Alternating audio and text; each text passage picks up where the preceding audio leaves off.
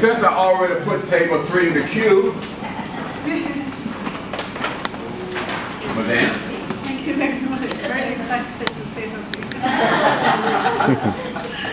I think one of the most important things for me, and I think the group for me, is that one thing we need, the aspect of communicating responsible science was really paramount. And at the end of the day, when we communicate, we need to come up with some shared values in responsible science. That is consensus through discussion and decision making. And I think that was quite, at the end of the day, when we ended up with Road Day, that was quite apparent.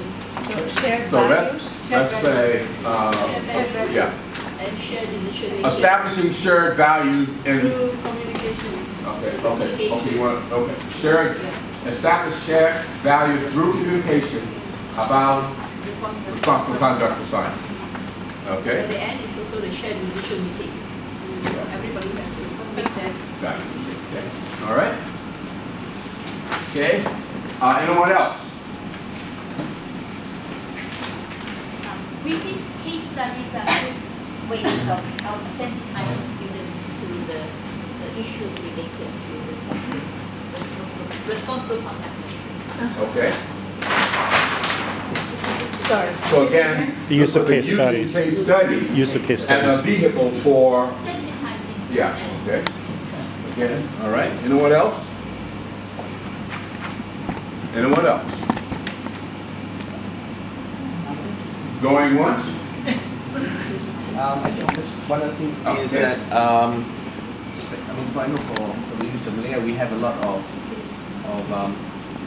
committees that our researchers go through, and there's always this constant monitoring as well, and that should hopefully keep,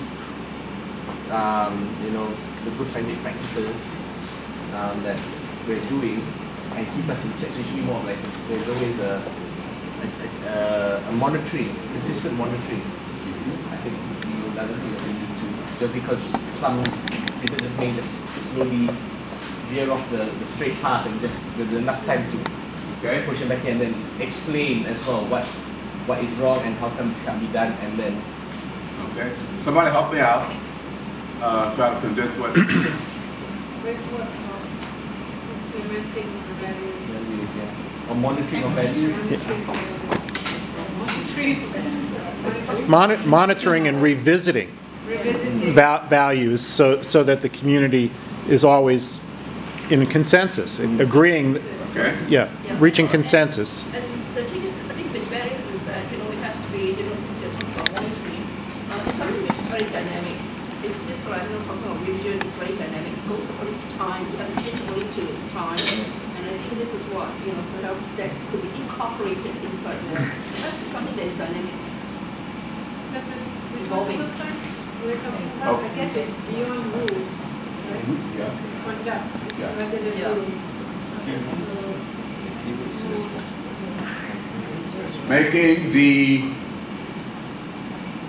Making responsible conduct of science a living culture. Yeah, culture. That's good. Living part of the culture. Yes, just like Yeah, and evolving. Yes, part. evolving, just like incorporating research culture, research culture, Right. culture. And to do that, you need to have a continuing discussion about it. So you need to create the opportunities for that. Exactly. Helen, you have a thought on that. My major thought is that how do we establish this openness and transparency? Okay. So that even in terms of record books and managing that is really sort of well looked at. But also openness and transparency in response to misconduct. They lead to In response to misconduct, there must be some openness and transparency in place. People understand what happens. Okay. But the question was, do you want to focus on misconduct, or do you want to on establishing Openness and transparency in response to misconduct. I'd like to go positive. Well, That's the case of themselves. But you already end with that consensus of whether it was right or wrong.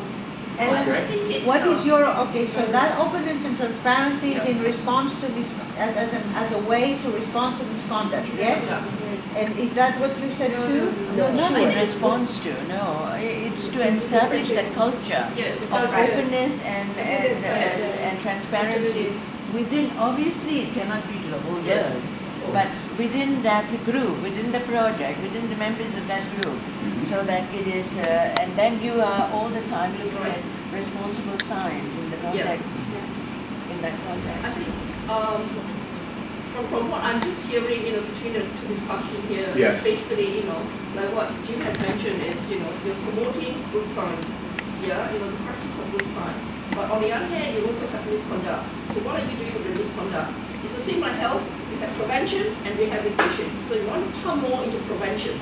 So you want to pump more into inculcating the positive research culture. Rather than, of course there will be some, who seeps through the crack, you will have misconduct. Okay. And at the end of the misconduct, how do you rehabilitate them? How do you, Okay. deal with So them? how would you like me to put this on here? I think what you said is fine. Is this okay for you? Is enough? Establish a culture of openness and transparency? Yeah, what she's talking is at the beginning. What she's talking is the end rehabilitation. What do you do with all those misconduct? Sound linguistic? May I give some words to this? Perhaps sustaining the responsible community of science. Yes.